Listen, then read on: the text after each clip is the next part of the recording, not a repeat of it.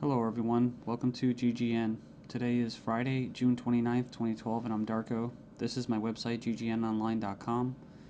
There's a poll up there, you can check on it and vote how long until a drone kills the first American on American soil. So far, the majority are saying within the next year, followed by the next 2 years. You can follow GGN with your email address, also on YouTube, ddarko2012 and ddarko2013. And if you'd like to help, you can donate right there. So, and there's also a little news archive there. So, I'm ready to go here, and we're going to cover the economy. And the biggest news, of course, is Obamacare approved. It was kind of shelved for a while there, and now it's back from the dead. So, and a little bit of eugenics, because you have financial warfare, and then you have social warfare, you have eugenics, and it kind of all just is immersed, right, in the same global agenda. So it says here, Obamacare approved, IRS to force Americans to buy health insurance. It says it's a victory for Obama and a travesty for the middle class. The Supreme Court upheld Obama's health care mandate, empowers the IRS to begin to regulate America's health care by 2014. Expect IRS thugs armed with shotguns knocking at your door to fine you almost $700 a person or $2,000 per household for failure to purchase health insurance. If you fail to pay the outrageous fine, expect to be sued by the IRS. It says here that revised healthcare laws remove the penalty of almost $250,000 in imprisonment up to 5 years. It says here this ruling allows the federal government to force citizens to enter a contract with private corporations to buy health insurance. This is happening just days before the 4th of July, when Americans won its independence from British tyranny, and now we face the same tyranny today. It says here by 2014, all Americans will have to submit or face being fined and sued by the Internal Revenue Service. The American people are already struggling financially with record unemployment, inflation, and trillions of dollars in national debt. By the time health insurance becomes mandatory, the middle class will be financially bankrupt. This is the reason why the military and police are preparing for martial law in the U.S. streets, says because people will revolt against the system that has basically turned people into financial slaves. So it says here that they're conditioning Americans with checkpoints and speed traps, army drones to spy on us. We're going to cover all this, rolling out the tanks and putting military goons on residential streets to prepare us for what is to come in the future. It says here the Bilderberg Group discussed in Spain about wanting to level America into a third world impoverished nation where we're all poor under world government dictatorship. It says here soon the Americans' standard of living will drop significantly, and it won't just be the standard of living, it will be their age of death, right? Their basically the average lifespan. It says here services will be cut. We're going to get into that too, death pathway and stuff like that.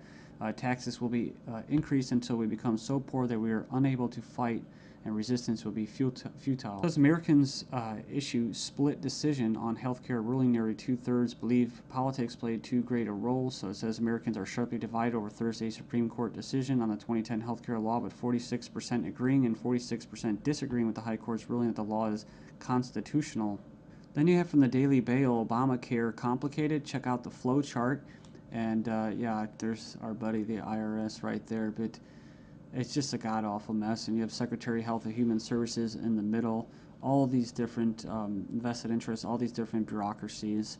And the biggest invested interest that helped write the bill was the insurance companies. And they're the ones that are going to basically, how could you say, not profit. Well, they will profit, but they're going to get the best advantage from this, right? And if you would like an anarchist perspective on the whole Obamacare thing, I think Stefan Molyneux did a pretty good analysis of this. I think he held back a lot. I think he's gone over it and made his point so many times, his argument, that he was actually kind of just laid back about it. So it's kind of nice. It's 18 minutes, not too long. The truth about Obamacare, yes, it's even worse than you think. And right here in the description, he puts in there the 6 facts that he presents in his argument. So fact 1, there is no law in the U.S. anymore. Basically what he's saying is that if they could just do anything, then there's no law, right? And it's tricky because, in quote, in a stateless society, there would be what? No law. Well, there would still be common law. See, this isn't common law. This is political law. That's why you have pigs, political law enforcement, and the like that are going to be enforcing this, federal agents and that. So in other words, what he's saying is that you might as well just have no government, because right here you have a dictatorship with, quote, laws, right? They have laws that basically write in a dictatorship. So we have here Obamacare is an admission that all previous government health care programs have failed. So, and this is true. I remember the recording, about Nixon and stuff like that, getting people on Medicaid. It doesn't really matter whether it's good or not. And in fact, costs have already doubled from initial estimates, and that's usually how it works. As soon as this gets closer to fruition, oh yeah, some hidden costs. Sorry, guys. Fact 4, 70% plus of healthcare issues result from individual choice. So the thing about it, he's talking about smoking, drinking, eating basically a lot of bad food and stuff like that. You can actually help. But a lot of these people that are going to, quote, benefit from this are not going to be doing anything to help their own health, right? So it says here the inability to discriminate on pre-existing conditions is an essential driver of healthcare cost. So I think what he's saying there is it's not very free market. It says here that the fines for non-compliance are destined to rise enormously. We have 15 reasons why the Obamacare decision is a mind-blowing disaster for America. It was actually, it says here it was voted 5-4 decision to uphold the vote. And it says here, the bill, it says here the swing vote was Chief Justice John Roberts, who was appointed by George Bush, W. Bush. And not that you'd have any confidence in the judicial system as it stands, just based off past history and their track record. It says here, after the vote today, it is hard to have any faith in the U.S. Supreme Court. I guess they're saying because it was quote conservative. According to the Supreme Court, the federal government has the power to force you to buy private goods and services.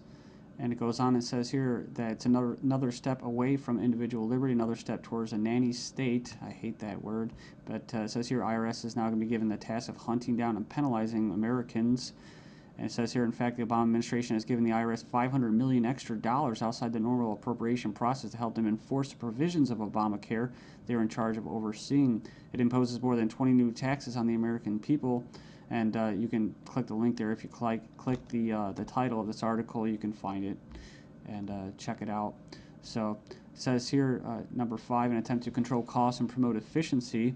Obamacare limits the treatment options that doctors and patients can consider. In other words, the death pathway, right? The British system, this is likely to result in a decrease in life expectancy